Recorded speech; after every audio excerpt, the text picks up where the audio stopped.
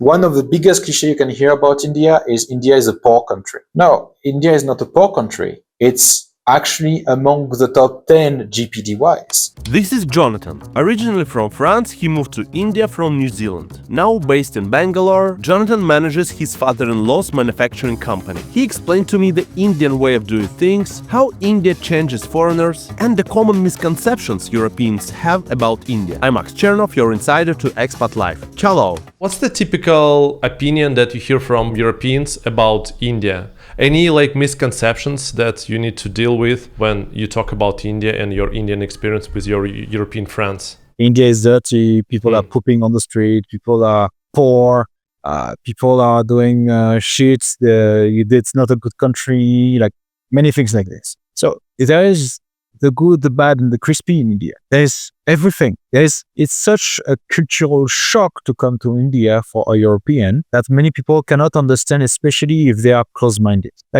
See, my mom actually wants to come to have an Indian experience where she will live there with us or something. And the first thing I told her is how not confident I am that she'll have the capacity to adapt, because it's just a cultural shock.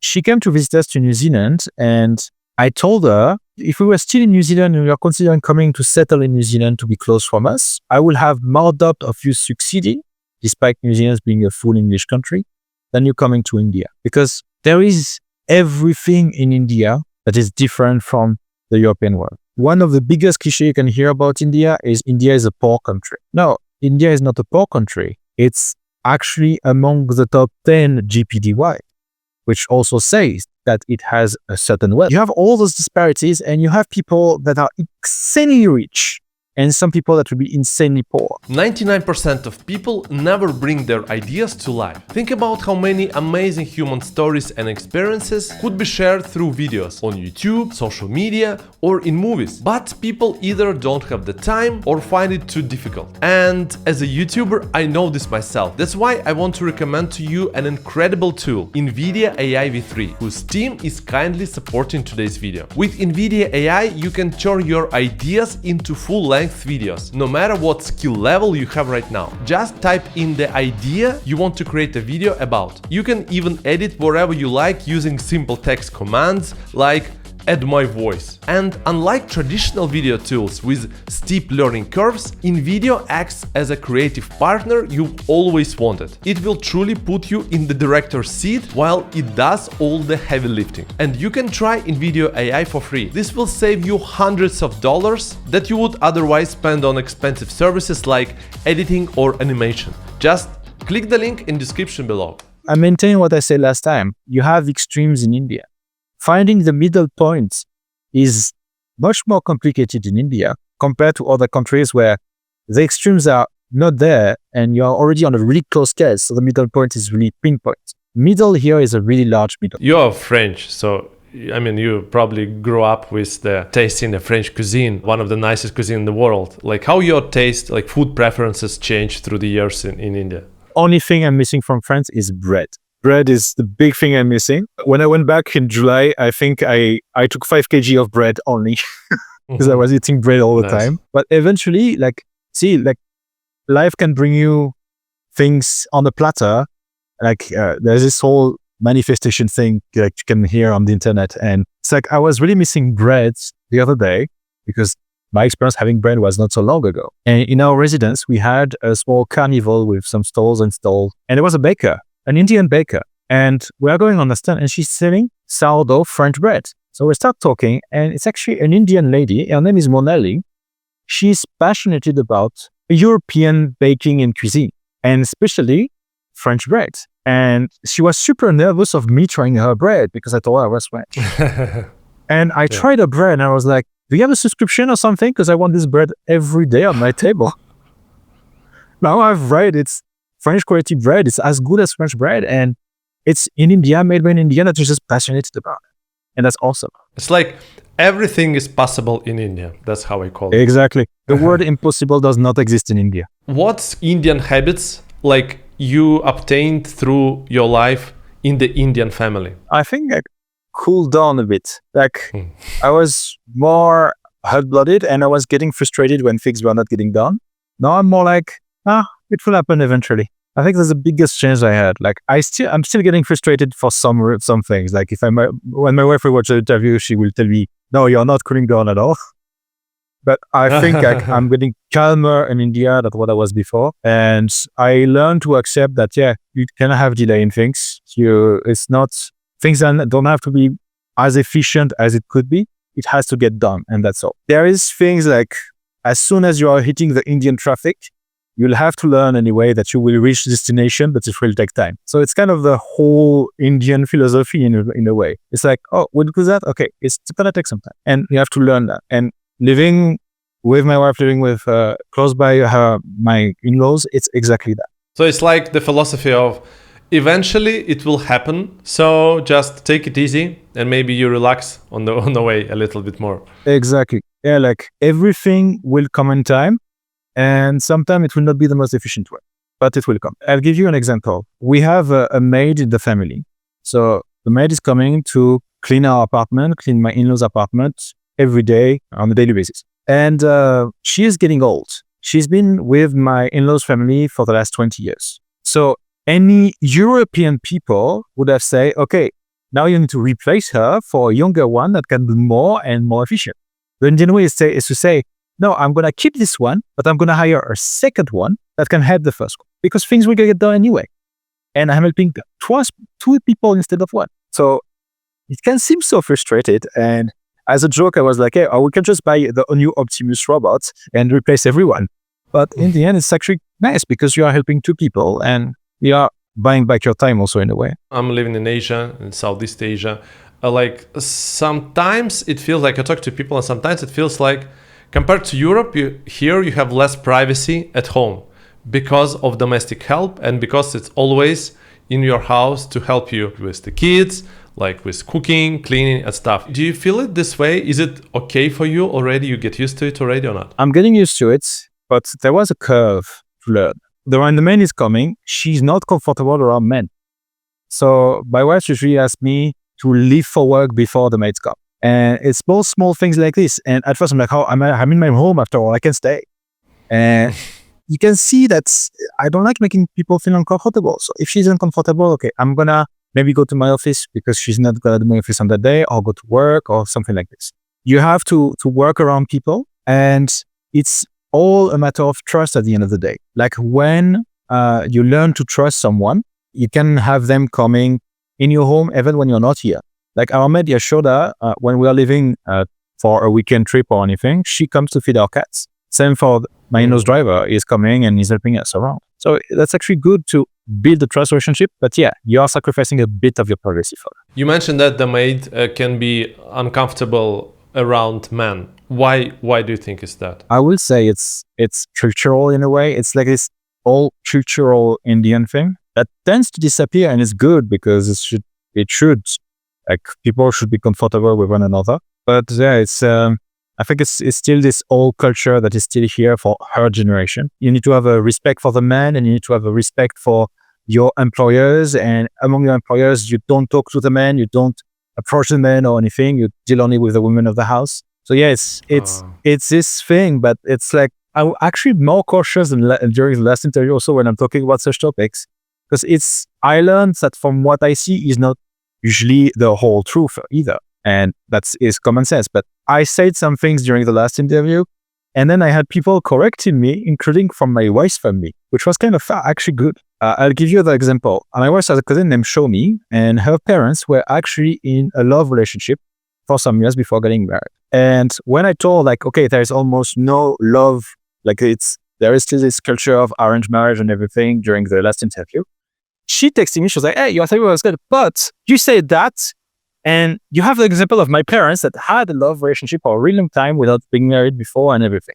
So it does exist. Can you guide me how your typical day looks like? Let's say, what time you wake up, like what do you do? Then like what time you have breakfast, like maybe some main steps through your day. It's kind of funny that you're asking me this question because I am trying to apply the principle of the book Atomic Habits since the beginning of the year. And I'm trying to find my rhythm to go with how I want to work. And at first I was trying to wake up super early in the morning. It resulted in me being just grumpy all the time. So now it's like I will wake up between 7 and 8. I will have a really light breakfast and I will do some things around the house if my wife is asking me or if I want to do. And then usually around 10, I will leave for the factory if I'm going to the factory. Because I also realized recently that when I'm going to the factory, I'm not doing my job. I'm running after people to do some of their part of their job that they are reluctant to do. So when I'm at home, right away at 10, I will start working and I will not count my hours. I'm actually skipping lunch most of the time. And when I'm at the factory, I will run after people to a bit of my work. And then around 4 to 5 o'clock, I will come back home and work a bit more at home.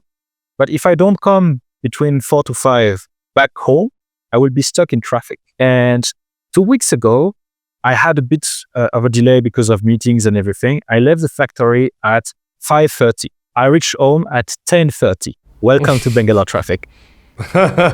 When I arrived in India 3 years ago, I started working at the factory and there is a young secretary named Sujata. Sujata was not speaking any word of English. She was able to read English because she was working in English every day, but she was not able to speak English. Every day I was going to her and I was saying, hey, hello, Sujata, how are you? Trying to make conversation with her. It's only when her superior told me, hey, she doesn't speak English, that I felt like a fool because for like 3 to 4 good months, I was going every day to ask her how she was and everything. She was just smiling at me. And we are here now 3 years and a half later. I'm having conversation every day with Sujata in English. And that's the funny thing is like, she just took the confidence to speak a bit in English with me. And now she's teaching me some words of Canada. Like I'm trying. In Canada, like the first question she's going to ask me every morning is like, "Uta ita," which means, did you have food? After 3.5 years, do you feel like you're very localized? What part of you think is still a foreigner and what part of you is more local now, you think? Sometimes I really think like a French person. I know that because I will have those old reflex. It needs to be done in this way. But then I have this me coming back from the present saying, no, it can be done another way. And weirdly enough, it's not in India that I had this realization. It's when I went back to France. When I went back to France in June, I went with my wife and my in-laws, but I went a bit before them because I had things to settle in France. And I arrived in France and I'm going in a bakery. And there was this new contest to order, automatically that you're just going on it. And I'm going there. And then an old man is entering the bakery. He's going to the counter to ask for an order. And the lady at the counter was like, yeah, there's a machine you can order on that. And I was like, this is so rude. What the hell? And the old grandpa is coming. He's like, can you explain to me how it works? I was like, what do you want? He was like, I just want a coffee. So I got him his coffee. And then I'm going around France. And every time I was like, wait, was it like this before? Because I was totally French.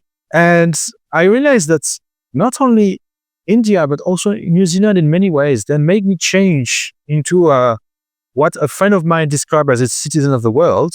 So I am not at home in France anymore because I'm not fully French. I'm not at home in India because I'm not fully Indian. I will not be at home if I was going back to New Zealand because I'm not Kiwi. But I'm a synthesis of all my experiences. And in the end, again, it's creating a form of balance. The difference with India, and that's funny because I met someone that was an expat in India for 30 years. And he went back to France after 30 years. Married to an Indian woman from Bombay. And now they have an hotel in France. And he told me, India is such a behemoth that you cannot struggle against it. You will have to be swallowed. But eventually, in the stomach of the behemoth, you can make your own space. And I think I'm reaching that spot. I'm starting to make my own space. I kind of feel the same.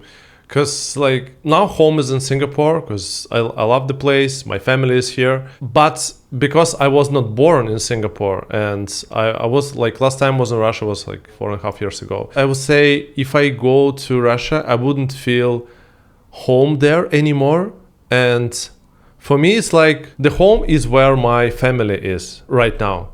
So it's more or less this kind of feeling. It's interesting, yeah. My grandma in our kitchen, she had this old copper painting, and there was a caption under it saying, "Home is where your heart is." So yeah, it's exactly that.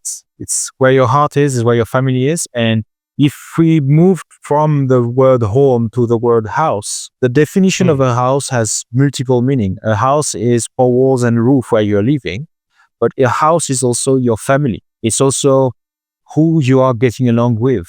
And it's your chosen family as much as your blood family. So humans have been moving around the world forever.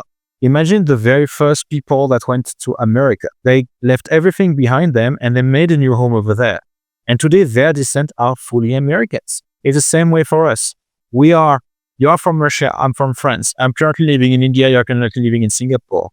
You're having kids, I don't at the moment. But our kids will consider wherever they are home at first. So your kids will consider themselves probably more Singaporean than anything else. My kids might consider themselves more Indian than anything else, unless you move to some other place.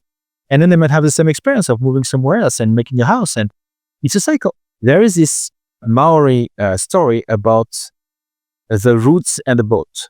If you are rooted yourself too deeply in the ground, you are forgetting to build a boat to go explore the world. If you are building only a boat, you will forget to put roots in the ground for your family to grow. You need always to remember that to make a boat, you need a tree. So it's a form of wisdom. Some people in the comments recently on my videos about like foreigners living in India say that you as a like white person or like European Caucasian looking person treated differently in India.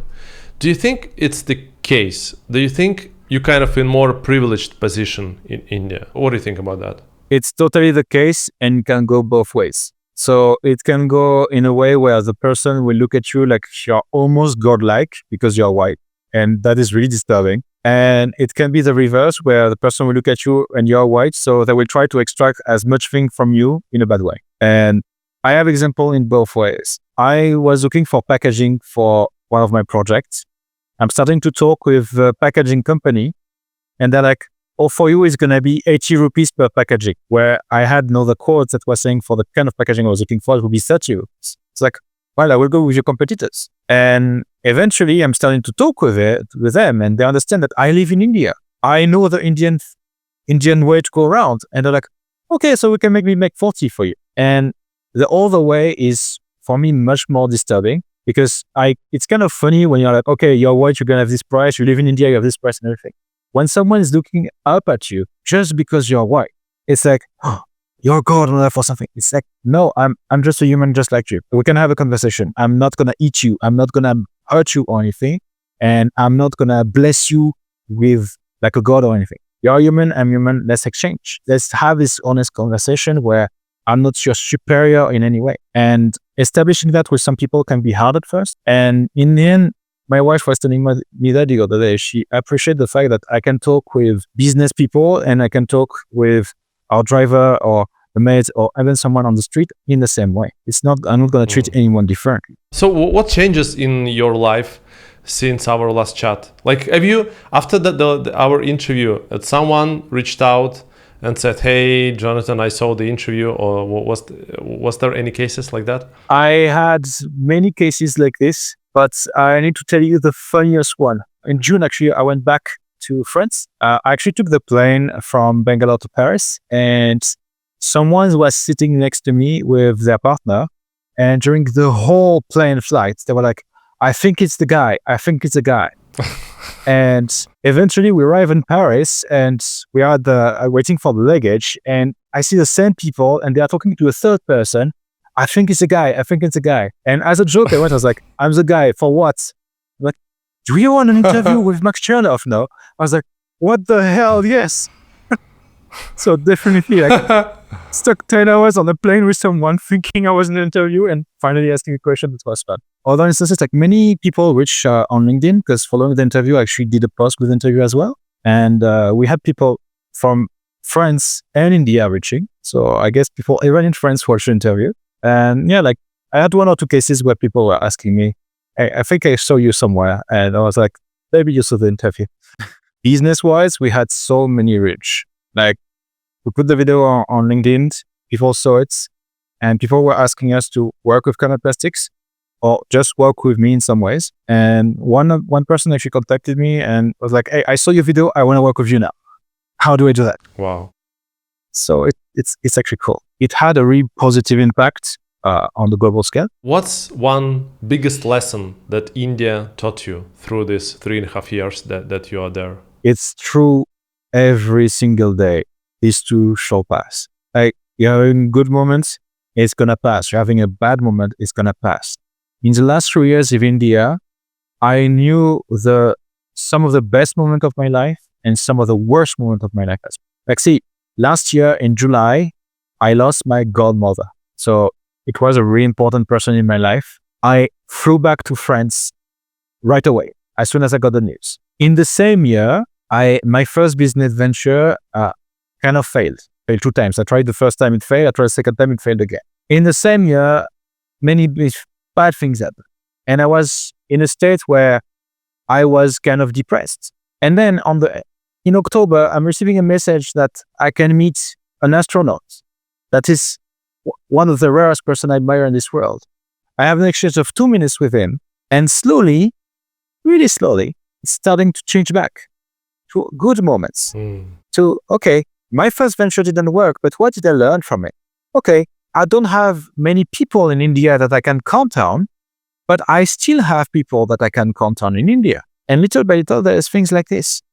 And I'm meeting people on a daily basis.